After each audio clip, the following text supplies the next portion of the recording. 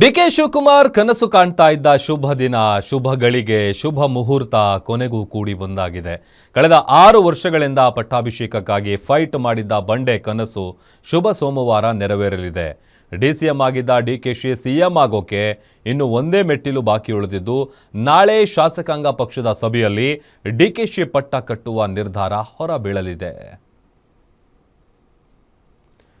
ಒಂದು ಕಡೆ ಸಿದ್ದರಾಮಯ್ಯ ಅವರು ರಾಜೀನಾಮೆ ಕೊಟ್ಟ ನಂತರದಲ್ಲಿ ಸಾಕಷ್ಟು ಬೆಳವಣಿಗೆಗಳಾಗ್ತಾ ಇತ್ತು. ಅದರ ಜೊತೆಗೆ ಡಿ ಕೆ ಶಿವಕುಮಾರ್ ಅವರು ಏನು ಸೋಮವಾರ ಪಟ್ಟಾಭಿಷೇಕಕ್ಕೆ ಬೇಕಾದಂಥ ಒಂದು ಸಿದ್ಧತೆಗಳು ಒಂದು ಕಡೆ ಆಗ್ತಾ ಇದೆ. ಅದರ ಜೊತೆಗೆ ಸಾಕಷ್ಟು ಕುತೂಹಲ ಇದೆ. ಬಿಕಾಸ್ ಹೈಕಮಾಂಡ್ ನಾಯಕರು ಹೆಚ್ಚುವರಿ DCMಗಳನ್ನು ಸೃಷ್ಟಿ ಮಾಡ್ತಾರೆ. ಒಂದು ವೇಳೆ ಸೃಷ್ಟಿ ಮಾಡಿದ್ರೆ ಯಾರ್ಯಾರಿಗೆ ಅವಕಾಶವನ್ನು ಮಾಡಿಕೊಡ್ತಾರೆ.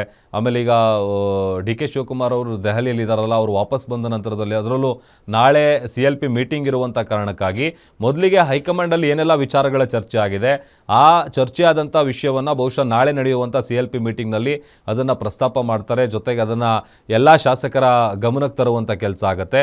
ಅಲ್ಲಿ ಮೊದಲಿಗೆ ಶಾಸಕಾಂಗ ಪಕ್ಷದ ನಾಯಕನ ಆಯ್ಕೆ ಪ್ರಕ್ರಿಯೆ ಆಗುತ್ತೆ.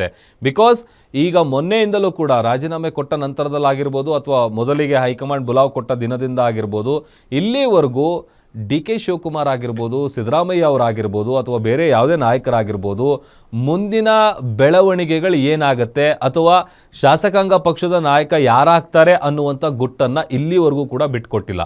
ಬಿಕಾಸ್ 99.9% ಡಿ ಕೆ ಶಿವಕುಮಾರ್ ಅವರೇ ಮುಂದಿನ ಮುಖ್ಯಮಂತ್ರಿ ಅನ್ನುವಂಥ ವಿಚಾರ ಗೊತ್ತು. ಬಟ್ ಆದರೆ ಯಾವುದೇ ನಾಯಕರು ಕೂಡ ಅದ್ರ ಬಗ್ಗೆ ಸ್ಪಷ್ಟವಾದಂಥ ಹೇಳಿಕೆಗಳನ್ನು ಕೊಡ್ತಾ ಇಲ್ಲ. ಅದರಲ್ಲಿ ಡಿ ಕೆ ಶಿವಕುಮಾರ್ ಅಂತೂ ಸ್ವತಃ ನಿನ್ನೆ ನಡೆದಂಥ ಸುದ್ದಿಗೋಷ್ಠಿಯಲ್ಲಿ ಸಿದ್ದರಾಮಯ್ಯ ಅವ್ರ ನಂತರದಲ್ಲಿ ಅವರು ಕೂಡ ಮಾತನಾಡ್ತಾರೆ, ಏನಾದರೂ ಒಂದು ವಿಚಾರ ಹೇಳ್ತಾರೆ ಅನ್ನುವಂಥ ನಿರೀಕ್ಷೆ ಇತ್ತು. ಬಟ್ ಇಲ್ಲ, ಸಿದ್ದರಾಮಯ್ಯ ಅವರು ತಮಗೆ ಕಾಂಗ್ರೆಸ್ ಪಕ್ಷಕ್ಕೆ 2006ರ ಸಂದರ್ಭದಲ್ಲಿ ಸೇರಿದಾಗಿಂದ ಹಿಡಿದು ತಮ್ಮ ಒಂದು ರಾಜಕೀಯ ಜೀವನದ ಇತಿಹಾಸವನ್ನು ಮೆಲುಕು ಹಾಕಿದರು. ಅದರ ನಂತರದಲ್ಲಿ ತಾವು ಮಂತ್ರಿ ಆಗಿದ್ದಕ್ಕೆ, ಮುಖ್ಯಮಂತ್ರಿ ಆಗಿದ್ದಕ್ಕೆ, ವಿರೋಧ ಪಕ್ಷದ ನಾಯಕ ಆಗಿದ್ದಕ್ಕೆ ಎಲ್ಲ ವಿಚಾರವಾಗಿಯೂ ಕೂಡ ಹೈಕಮಾಂಡ್ಗೆ ನಾನು ಧನ್ಯವಾದ ಹೇಳ್ತೀನಿ ಅಂತ ಧನ್ಯವಾದ ಹೇಳಿದ್ರು. ಮತ್ತೊಂದು ಕಡೆ ಇವತ್ತು ಮ್ಯಾರಥಾನ್ ಮೀಟಿಂಗ್ ಎಲ್ಲ ಆದ ನಂತರದಲ್ಲಿ ವಾಪಸ್ ಬೆಂಗಳೂರಿಗೆ ಬಂದಿದ್ದಾರೆ.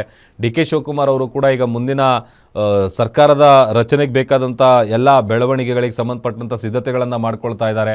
ಅಲ್ಲಿಗೆ ಸೋಮವಾರ ಆಲ್ಮೋಸ್ಟ್ ನಾಳೆ CLP ಮೀಟಿಂಗ್ ಆದ ನಂತರದಲ್ಲಿ ಸೋಮವಾರ ನೂತನ ಮುಖ್ಯಮಂತ್ರಿಯಾಗಿ ಡಿ ಕೆ ಶಿವಕುಮಾರ್ ಅವರು ಅಧಿಕಾರವನ್ನು ಸ್ವೀಕರಿಸ್ತಾರೆ. ಪದಗ್ರಹಣ ಸಮಾರಂಭ ನಡೆಯುತ್ತೆ. ಅದಕ್ಕೆ ಬೇಕಾದಂಥ ಎಲ್ಲ ಸಿದ್ಧತೆಗಳು ಕೂಡ ನಡೀತಾ ಇದೆ.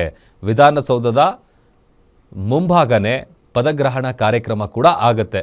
ಒಂದು ಕಡೆ ಸಿದ್ದರಾಮಯ್ಯ ಅವರು ಇವತ್ತು ಹೈಕಮಾಂಡ್ ನಾಯಕರ ಜೊತೆಗೆ ಚರ್ಚೆ ಮಾಡಿದಂಥ ಸಂದರ್ಭದಲ್ಲಿ ಎಗೇನ್ ರಾಷ್ಟ್ರ ರಾಜಕಾರಣಕ್ಕೆ ಬನ್ನಿ ಅನ್ನುವಂಥ ವಿಚಾರವನ್ನು ಹೇಳಿದ್ದಾರೆ. ಬಟ್ ಸಿದ್ದರಾಮಯ್ಯ ಅವರಿಗೆ ರಾಜ್ಯ ರಾಜಕಾರಣದಲ್ಲೇ ಇರಬೇಕು ಅನ್ನುವಂಥ ಆಸಕ್ತಿ ಇದೆ, ರಾಷ್ಟ್ರ ರಾಜಕಾರಣದಲ್ಲಿ ಅಷ್ಟಾಗಿಲ್ಲ.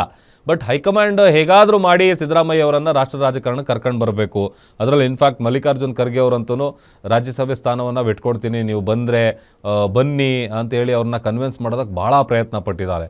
ಬಟ್ ಆ ಪ್ರಯತ್ನಕ್ಕೆ ಸಿದ್ದರಾಮಯ್ಯ ಅವರು ಯಾವುದೇ ರೀತಿಯಾದಂಥ ಓಕೆ ಅನ್ನುವಂಥ ಆನ್ಸರನ್ನು ಕೊಟ್ಟಿಲ್ಲ.